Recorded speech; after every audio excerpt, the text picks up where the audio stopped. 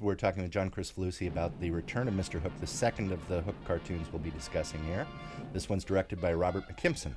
Okay, let me go back to the controlled experiment theory here. Here's Robert McKimson. In one of his first films that he ever directed, he was an animator for, mainly for Clampett, but even before Clampett, he was an animator for Tex Avery, for Friz Freleng, and for Chuck Jones. So he's worked with all the other major directors at Warner Brothers. He draws very solid.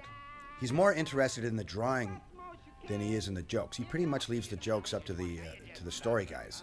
Except that Bob McKimson had this one sort of trait that to me makes his cartoons really funny.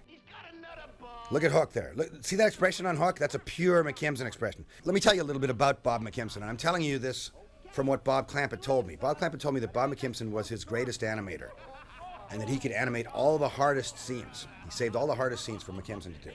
But he also said that McKimson was a little skinny British guy, very timid, with a little mustache, and he split his hair in the middle. Yet, the way he drew, in general, was he drew big, lummoxy characters. Loudmouth schnooks like Foghorn Leghorn, and big bulldogs. And everybody in his cartoons is always shoving and pushing everyone around, even the little characters. But the killer is, he drew great. He drew and animated really great. Kind of conservative. But his main trait is, look at this next scene now. Very dynamic. He would do difficult shots, solid. He drew sculpturally. So this cartoon, to me, really fits what the Navy would be looking for. He's aiming at sailors. There's some sex jokes in here.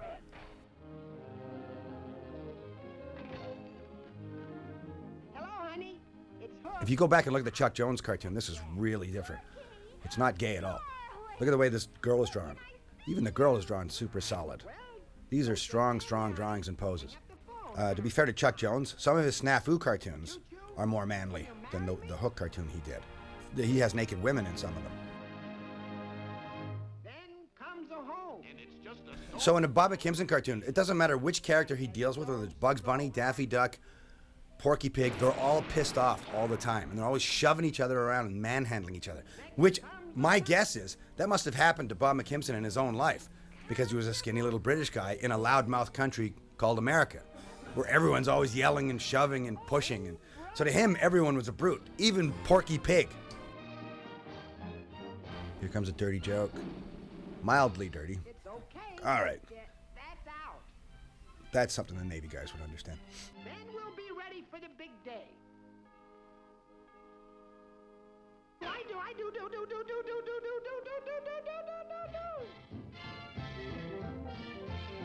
This is a really hard scene to animate right here. That's amazing. They had to plan that. That wouldn't be easy to do at all. Boy, oh boy. I'll be all set. Bob McKimson is kind of the working man's director. He's a man on the street sort of guy. His cartoons reach the Midwest and regular guys like Foghorn Leghorn. My dad loves Foghorn Leghorn. He's not big on cartoons, but the kind he understands are about loudmouth schnooks like him. Every normal guy understands loudmouth schnooks, because that's what we are.